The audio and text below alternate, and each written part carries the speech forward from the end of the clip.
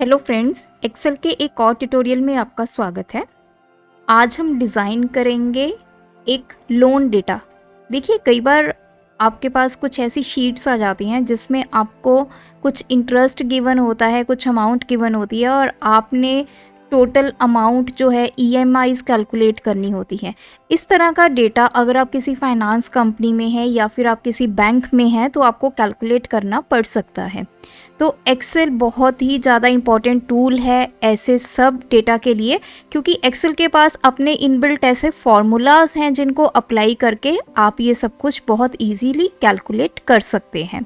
तो ये बिल्कुल एक फाइनेंशियल वीडियो रहेगी जिसमें हम फाइनेंस की थोड़ी बहुत नॉलेज लेंगे और ईएमआई वगैरह कैलकुलेट करना सीखेंगे। ये सिर्फ किसी ऑर्गेनाइजेशन में यूज़ होने वाला काम नहीं है। अगर आप भी फ्यूचर में कोई लोन लेते हैं बैंक से तो उसकी क्या अमाउंट रहेगी, कैसे इंटरेस्ट कैलकुलेट होता है, क्या उसकी ईएमआई बनेगी, तब भी आपके लिए ये वीडियो बहुत ही यूज़फुल है, क्योंकि आपको भी इससे बहुत हेल्प मिल जाएगी और आपके ये सारे कंसेप्ट्स जो हैं वो क्लियर हो जाएंगे। तो इसीलिए मैं आज ये वीडियो लेके आई हूँ। चलिए वीडियो की शुरुआत करते हैं।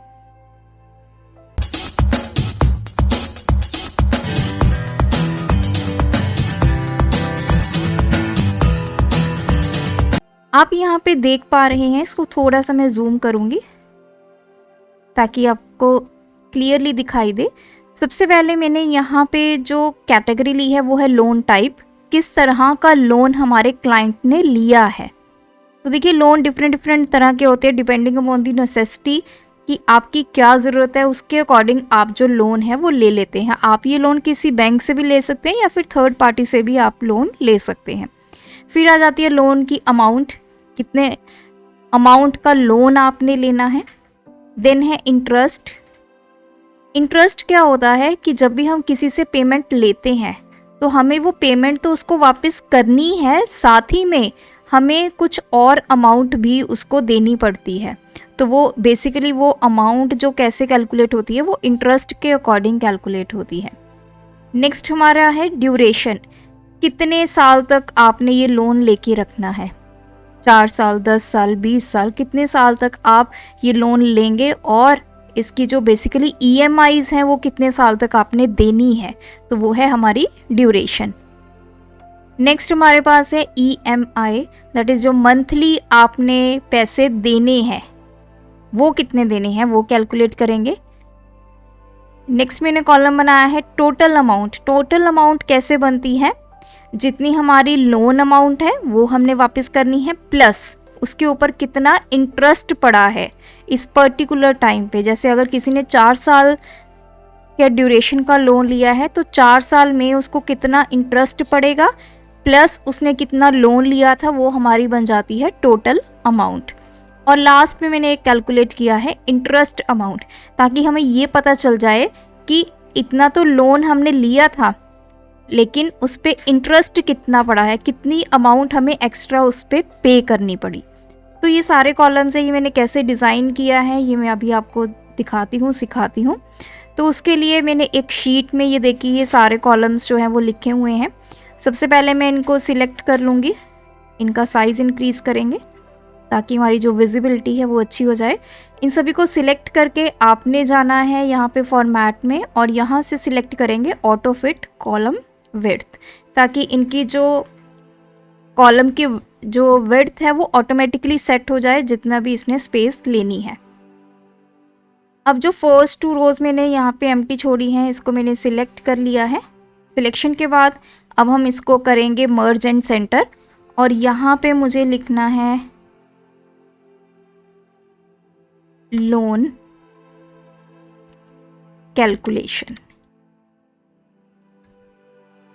और इस टेक्स्ट को हम सिलेक्ट करेंगे, बोल्ड करेंगे, फॉन्ट इसका बढ़ा लेंगे और इसमें मैं कलर फिल कर देती हूँ। तो चलिए ये कलर मैंने इसको दे दिया है। अगर आप और साइज इसका बढ़ाना चाहते हैं तो और बढ़ा लीजिए। अब है सबसे पहले सीरियल नंबर और क्लाइंट नेम। तो ये मैं अपनी इसी शीट से कॉपी कर लेती हूँ क्योंकि अदरवाइज़ हमारा जो थोड़ा सा टाइम है वो सेव हो जाएगा।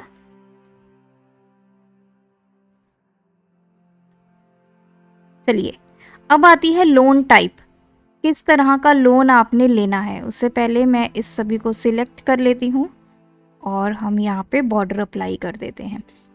तो देखिए मेरे पास अभी मैंने 3 कैटेगरीज ली हैं, एक है पर्सनल लोन, एक है हाउस लोन, एक है कार लोन। तो जैसे फर्स्ट हमारे पास है, इसका हम पर्सनल लोन कर देते हैं, देन है home loan and next is car.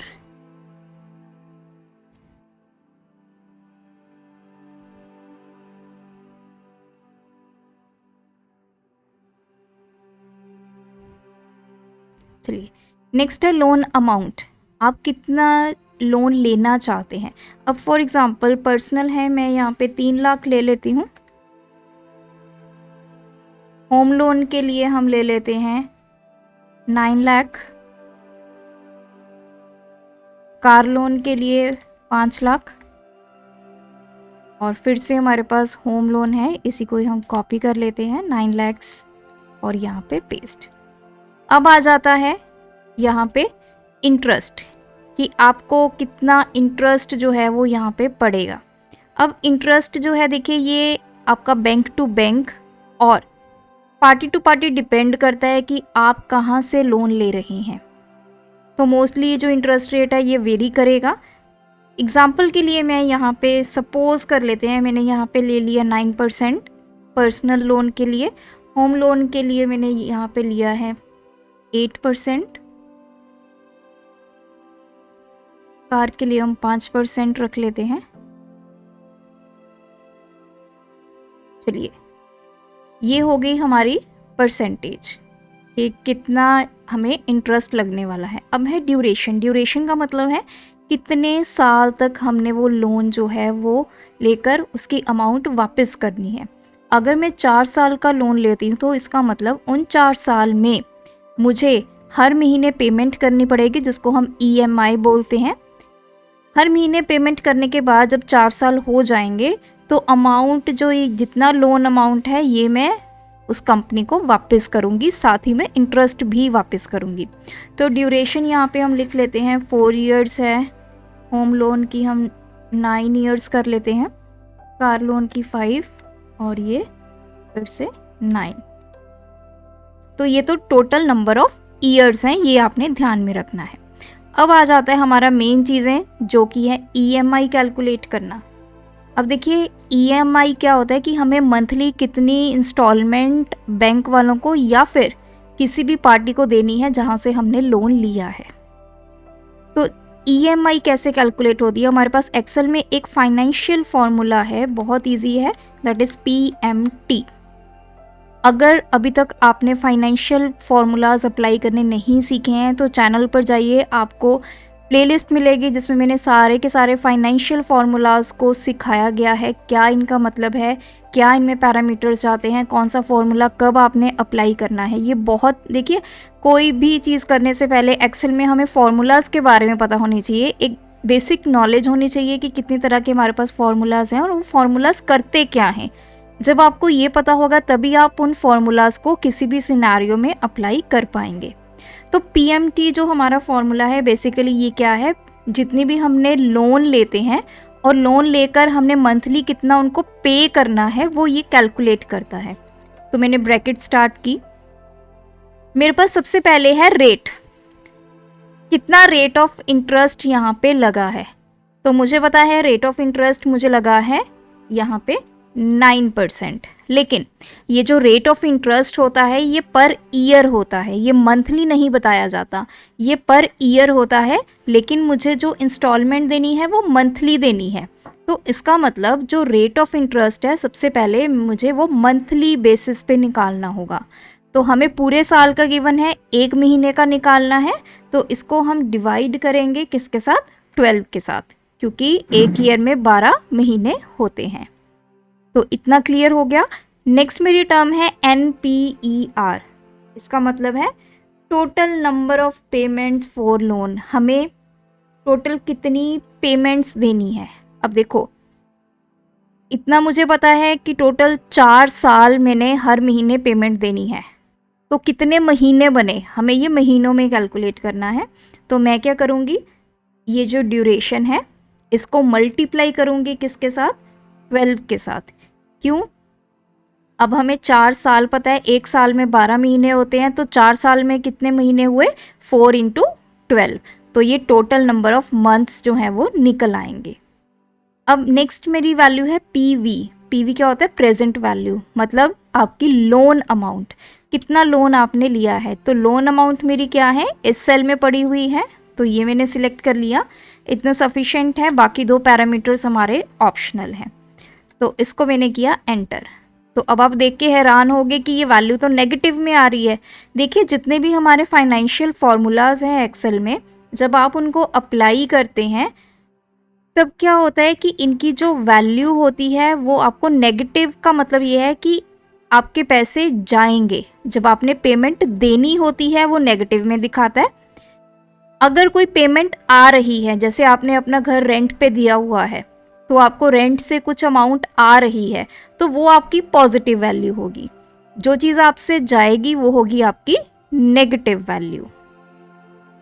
तो इसको पॉजिटिव बनाने के लिए मैं क्या करूँगी, वापस फॉर्मूला में जाऊँगी, या तो आप F2 प्रेस कर दीजिए।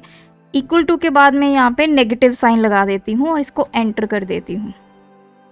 तो अब आप कंफ्यूज नहीं होंगे। देखिए अब टोटल जो मंथली आपकी अमाउंट बनी है दैट इज़ 7,465 रुपीज़। तो इसको नीचे ले आते हैं, तो हर एक क्लाइंट की हमारे पास EMI आ चुकी है। मुझे ये अमाउंट जो है हर महीने देनी है। कितने टाइम तक देनी है, टोटल 4 साल तक देनी है, तभी ये जितना मैंने लोन लिया है वो उतर जाएगा। अब बात आती है टोटल अमाउंट की। अब टोटल अमाउंट का यहाँ पे मतलब क्या है, मुझे इतना पता है कि मैंने यहाँ पे लोन लिया है, उस लोन के ऊपर क्या पड़ा है, मुझे इंटरेस्ट पड़ा है, कुछ एक्स्ट्रा पैसे मुझे वो देने हैं। तो उन दोनों को मिलाकर लोन प्लस इंटरेस्ट, तो मेरी क्या बनेगी, टोटल अमाउंट बन जाएगी। अब टोटल अमाउंट में कैसे निकालूंगी, जो मेरी EMI है, EMI मुझे अब पता है कि हर महीने मुझे ये देनी है, कितने टाइम तक देनी है, 4 साल तक। तो मैं क्या करूँगी, इक्वल टू, ये मेरी EMI है, एक महीने मुझे इतनी पेमेंट देनी है, कितने साल देनी है, 4 साल, लेकिन मुझे इसको कन्वर्ट करना पड़ेगा किस में, मंथली में। तो दिस इनटू जो आपका ड्यूरेशन है इनटू 12। अगर मेरी ड्यूरेशन मंथ्स में होती है, आपको जैसे 12 महीने लिखा हुआ है, 24 महीने लिखा हुआ है, तो आप इसको इंटू 12 ना करते, तो सीधा आप मल्टीप्लाई कर देते। क्योंकि ये नंबर ऑफ ईयर्स में है ड्यूरेशन, मोस्टली आपको नंबर ऑफ ईयर्स में ही गिवन होती है कि इतने साल का आपका लोन है। वो कभी भी आपको मंथ्स में वैल्यू कैलकुलेट करके नहीं देते हैं, तो उसको आपको मंथ्स में इंटू 12 करके बनाना पड़ेगा। तो मुझे 4 साल में टोटल इतनी अमाउंट जो है वो देनी है। तो नीचे ले आएंगे तो देखिए ये सभी क्लाइंट्स के लिए अमाउंट आ गई है। अब आप यहाँ पे अमाउंट देखिए, ये तो था 3 लाख मैंने लोन लिया, लेकिन मुझे 4 साल के बाद जो टोटल अमाउंट अगर मैं कैलकुलेट करूँगी कितनी मैंने बैंक वालों को दी है, वो है 3,58,344 रुपीज़। तो ये 58,344 रुपये जो हैं, ये जो है आपकी ऊपर इंटरेस्ट है, एक्स्ट्रा पेमेंट है। अब हमने निकालना है इंटरेस्ट अमाउंट कि मुझे इंटरेस्ट कितना लगा। अब मुझे पता है 3 लाख तो मेरा लोन की अमाउंट थी, टोटल अमाउंट इतनी है, तो इंटरेस्ट तो बहुत इजी है निकालना। इक्वल टू इस अमाउंट में से हम सब्ट्रैक्ट करेंगे क्या, अपनी लोन की अमाउंट, तो मुझे पता चल जाएगा मेरे पे कितना इंटरेस्ट पड़ा है इन 4 साल में। तो 58,344। इसी तरह से आप बाकी सभी क्लाइंट्स का निकालेंगे। तो देखिए ये पूरा आपके पास आ चुका है। अब देखिए आप सोच रहे होंगे कि पता नहीं ये वैल्यू सही है या गलत है, तो इसकी वेरिफिकेशन मैं आपको यहाँ पे करके दिखा रही हूँ। आपने गूगल में जाना है, EMI कैलकुलेटर लिखना है, तो कुछ इस तरह का इंटरफेस आपके पास आ जाएगा। तो ये बिल्कुल देखिए बहुत अच्छे से इन्होंने सॉफ्टवेयर बनाया है। यहाँ पे सबसे पहले अपनी लोन अमाउंट जो है वो आपने फिल करनी है, तो हम अपने डेटा में से ही फिल करेंगे। इसको मैं कॉपी कर लेती हूँ। सिर्फ ये क्रॉस चेक हो जाएगा कि हाँ जी हमने ये वैल्यू सही निकाली है। उसके बाद है इंटरेस्ट रेट हमारा 9% है, ये बिल्कुल सही है। ड्यूरेशन 4, तो यहाँ पे जाएंगे, इंटरेस्ट रेट 9 है, अगर आपने चेंज करना है चेंज कर लीजिए। और यहाँ पे लोन टेन्योर का मतलब कितने साल के लिए आपने लिया है, तो हमने करना है 4। तो यहाँ पे देखिए 2 ऑप्शंस है, ईयर है मंथ है, हमारा ईयर ही है तो हमने ईयर ही सिलेक्ट किया हुआ है। तो जैसे आप वैल्यूज़ डालेंगे तो नीचे आप देख सकते हैं आपके पास सारी कैलकुलेशन आ गई है। सबसे पहले है लोन EMI, EMI आपको कितनी देनी पड़ेगी, 7466। तो देखिए यही हमने कैलकुलेट किया है 7465.51, आप इसको राउंड ऑफ कर दीजिए तो ये 7466 ही बना। उसके बाद इन्होंने दिया है टोटल इंटरेस्ट पेबल, कितना इंटरेस्ट आपको लगा इन 4 सालों में, तो वो है 58345। तो हमारी अमाउंट टैली करते हैं, ये है हमारा इंटरेस्ट 58344.61, बिल्कुल सही है।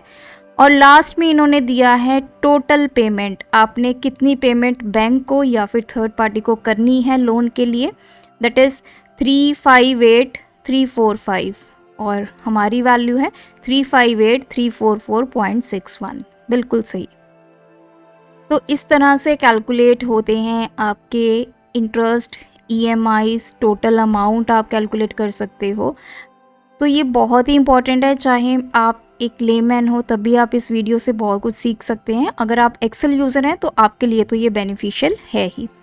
तो अगर ये वीडियो आपको अच्छी लगी, कुछ आपको बेनिफिट मिला, तो इस वीडियो को अपने क्लीग्स के साथ, रिलेटिव्स के साथ ज़रूर शेयर कीजिए और एप्रिसिएशन का एक कमेंट ज़रूर ड्रॉप कीजिए अगर ये आपको वैल्यू दिया है इस वीडियो ने। So thanks for watching this video, keep supporting us.